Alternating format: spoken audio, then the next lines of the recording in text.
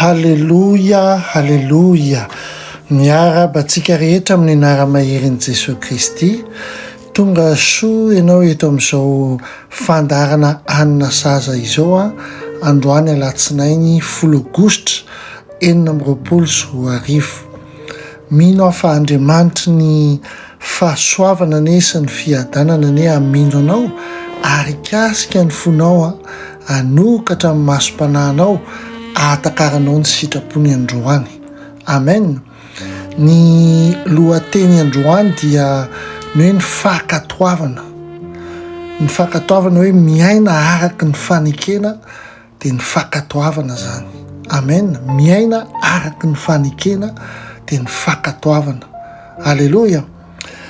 Jerentsika ny tenin'Andriamanitra ao amin'ny Deutéronomia 4:20 andininy voalohany. Deutéronomia 4:20 teny hoe: raha mihaino tsara ny feon'i Jehovah Andriamanitra ao ianao ka mitandrina sy makatoa ny didiny rehetra izay andidiko anao anio, dia asahatra Jehovah Andriamanitra ao ho ambony ny firenena rehetra ambonin'ny tany ianao. Amen. Tena mora ny teny hoe tiako Andriamanitra. Mora ny mivavaka rehefa mila fanampiana avy any aminy tsika. Mora ihany koa misaotra azy rehefa mandeha tsara ny zavatra rehetrarehetra. Fa zao ny fanontaniana. Fa ahoana kosa rehefa hoe mangataka zavatra amintsika Andriamanitra izay tsy mifanaraka amin'ny zavatra tiantsika atao. Eo indrindra no ahitana ny tena atao hoe fankatoavana. Ny fankatoavana mantsy dia tsy manao izay lazain'Andriamanitra rehefa mora amintsika fotsiny manao an'izany. Na hoe ahoana fa ny fankatoavana dia manao izay lazainy satria mahatoky azy tsika, na dia mbola tsy azontsika tsara aza ny antony. Ao anatin'ny fanekena dia misy zavatra anankiroa lehibe mila takatsika. Voalohany, Andriamanitra mahatoky amin'ny teniny, ary faharoa, isika kosa antsoina ho mahatoky amin'ny fankatoavana anazy. Alleluia. Averiko, zavatra roa lehibe, Andriamanitra dia mahatoky amin'ny teniny, ary ny faharoa, isika kosa dia antsoina ho mahatoky amin'ny fankatoavana azy. Alleluia. Ny fankatoavana mantsy dia vokatry ny fitiavana. Jereo tsara hozy izy Jesosy raha tia anareo dia hitandrina ny didiko. Jaona 14:15 zay. Raha tia anareo dia hitandrina ny didiko. Tsy nilaza Jesosy Kristy hoe ankatoavy aho mba hitiavako anareo. Tsia.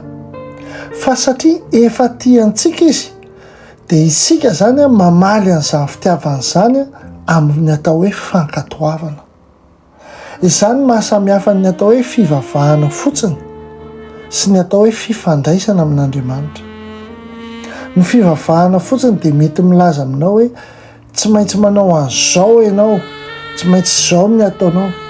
Fa ny olona manana fifandraisana amin'Andriamanitra sy eo ambany fanekena kosa dia manao hoe Tompo, satria tiako ianao dia teanao izay mahafaly anao. Amen. Hitanao indraindray nefany tsika ihany koa mila mankatoa aloha vao mahazo ny antony hoe inona ny antony ankatoavantsika. Jereo ohatra ve ilay Abrahama, hoy Andriamanitra tamin'ny Genesis 12:1. Hoy izy ny Tompo amin'ny anaran'i Jesosy Kristy hoe miala amin'ny taninao sy ny havanao ary ny tranondrainao ka mankanesa any amin'ny tany izay asehoko anao. Amen. Teo zany tsy nomen'Andriamanitra saritany Abrahama hoe jereo fa eto ny hitondrako anao. Tsy nilazainy tamin'ny Antsipria ny zavatra rehetra, fa hoy fotsiny Andriamanitra tamin'ny Abrahama hoe mandehana ary nandeha i Abrahama. Izany natao hoe fankatoavana ao anatin'ny finoana.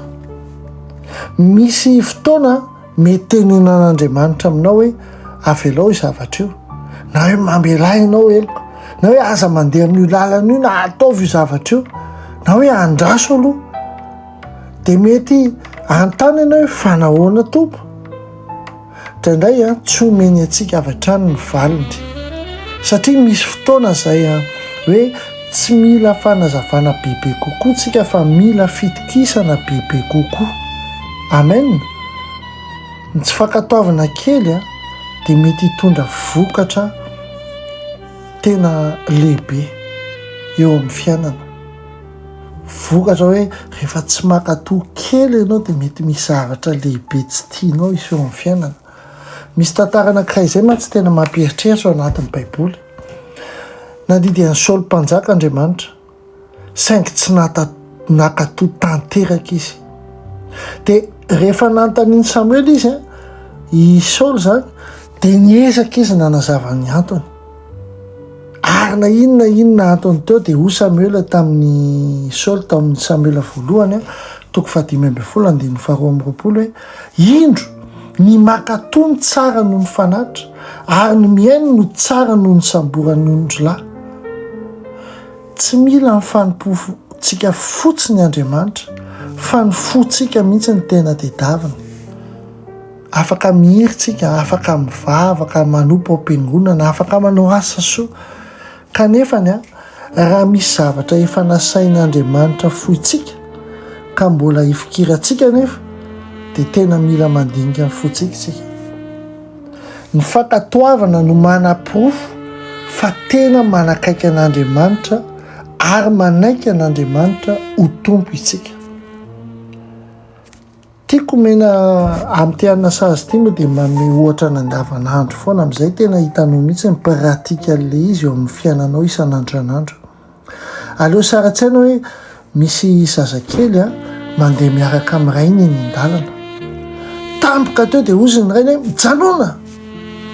Dia tsy fantatra ilay zaza hoe nahoana. Afaka miteny izy hoe azavao amiko aloha fa nahoana no tokony hijanona. Fa raha ohatra ka misy fiara mandeha mafy manatona dia mety tara loatra hoe lany fotoana amin'ny fanazavana io. Ny zavatra tokony ataon'ilay zaza amin'iny dia mijanona avy hatrany, mankatoa avy hatrany ny tenin'ilay dadany. Dia rehefa afaka izany vao hitany ny antony. Dia ohatran'izany koa Andriamanitra indraindray mahita ny zavatra tsy hitantsika izy, mahafantatra ny ampitsika izy, fantany fiafarany lalana anankiray na dia ny fiandohany ihany aza no hitantsika. Ka rehefa miteny Andriamanitra dia tsy ny hoe azoko ve zany na fantaniana voalohany fa zao ny fantaniana tokony ataony hoe mahatoky azy ve aho. Halleloja. Tiako ianao hampiatra an'izany fomba fandehanana miaraka amin'ny tompo izany eo ambanin'ny fanekena. Anio dia maka fotoana kely ka antanio mihitsy ny tenanao hoe misy zavatra ve efa nasain'Andriamanitra nataoko nefa mbola ahemotro. Mety hoe mila mamela olona ve ianao, na mety hoe mila miala ao anatin'ny fahazarana anankiray ve ianao. Angamba mety hoe misy fanapa-kevitra fantatrao fa tsy mifanaraka amin'ny tenin'Andriamanitra. Eo moa indraindray ny ilanao délivrance indraindray. Angamba mety hoe efa ela mihitsy Andriamanitra nanosika anao hanao zavatra anankiray nefa ianao matahotra. Aza mitady fialan-tsiny ianao. Fa mivavahary manapa-hevitra hoe tompo raha miteny ianao dia hankatoanao aho. Amen. Afaka ambaranao ampinoana mihitsy hoe tompo mahatoky anao. Na dia tsy azoko aza ny zavatra rehetra dia misafidy ny hankatoanao. Na dia tsy mamotsina aza ny aviavy dia misafidy hankatoanao. Tsy ny sitrapoky ihany no arahako fa ny sitraponao. Amen. Afaka teneninao an'izany tomponao. Rainao io. Ny teninao no hitarika ny diako tompo ary ny fanahy masina no hitarika ny fanapa-kevitra. Iaina mpakatoavana ao anatin'ny fanekenao. Amen. Amin'ny anarana Jesosy Kristy. Halleloja. Afaka teneninao an'izany ny dadanao any an-danitra. Halleloja. Mino aho fa nakasika anao izay teny izay androany ary manapaha ianao hevitra ary tena mizara mihitsy ianao mankatoa ny tenin'Andriamanitra. Mamaky ianao soratra masina anankiray izao maraina izao dia hankatoavy ny tenin'Andriamanitra iny. raha misy tenin'Andriamanitra tonga homponao dia akatoavy ny tenin'Andriamanitra fa tsara ary tsy hanininanao rehefa miaraka amin'Andriamanitra ianao. Amena. Hivavaka tsika. Ray nay tiana indrindra ny an-danitra. Misaotra anao zahay satria mahatoky amin'ny fanekenao ianao. Mamelanay tamin'ireo fotoana izay nahafantaranay ny sitraponao nefa tsy nankatoanao zahay. Esory ato aminay ny tena hoe fo mafy sy ny tahotra izay mety hoe manakana anay tsy hanao ny sitraponao. Omeo fo mora miaino anao zahay Andriamanitra. Rehefa miteny ianao ampio zahay hiaino anao. Rehefa mitarika ianao fany masina malala ampio zahay hanaraka ny teninao.